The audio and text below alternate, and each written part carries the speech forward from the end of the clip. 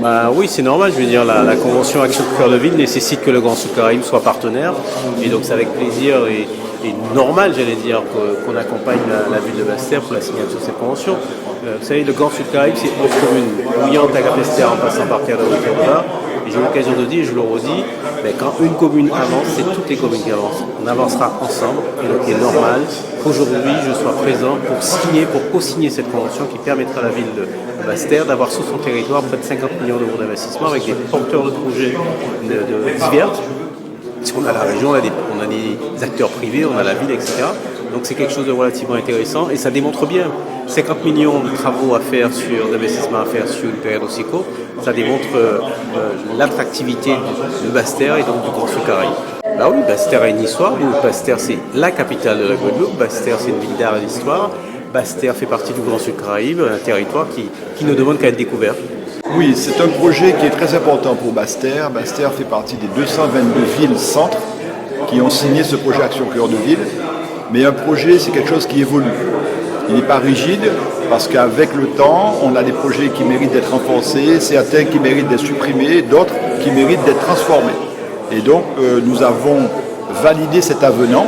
C'est passé en conseil municipal, c'est passé en conseil communautaire. Et là, nous sommes avec l'ensemble des partenaires, vous l'avez vu, l'État, la communauté d'agglo, l'établissement public foncier, la Banque des territoires, la région. Nous signons cet avenant parce que ce sont tous des partenaires pour permettre à ce que Basse-Terre et le Sud-Basse-Terre aillent de l'avant parce que c'est une opportunité extraordinaire que d'être une ville éligible à Action Cœur de Ville. L'occasion de le dire, Basse-Terre, c'est quand même une ville où notre dotation dépend de la population qui réside. Donc on nous dit vous avez 10 000 habitants.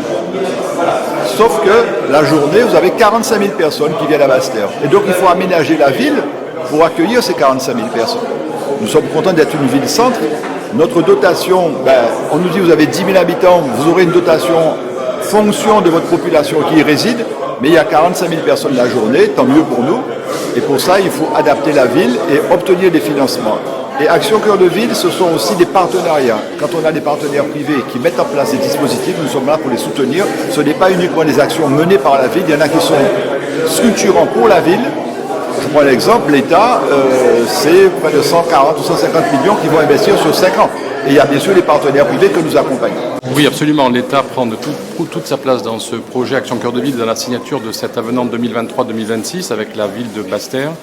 Dans la mesure où, sur la première partie, l'État avait apporté à peu près 500 000 euros sur l'ensemble des investissements qui avaient été faits pour à la fois améliorer l'habitat, développer un certain nombre de points de circulation avec les tuk-tuk, avec la rénovation de la rue de la République.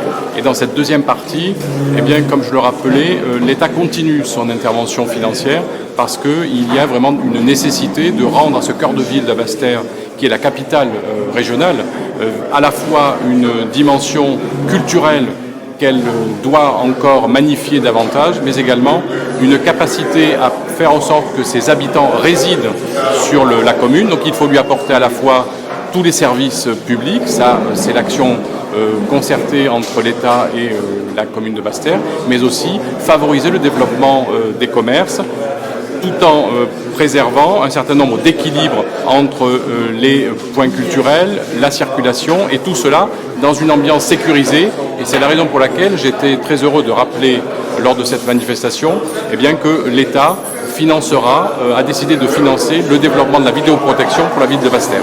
Basse-Terre est particulière dans la mesure où c'est la capitale régionale, donc effectivement elle entraîne au travers de son territoire un certain nombre de populations qui ne résident pas forcément à Basse-Terre. Je rappelle que Basse-Terre, c'est un peu plus de 10 000 habitants et pour autant, elle est traversée par une population de près de 45 000 habitants par jour.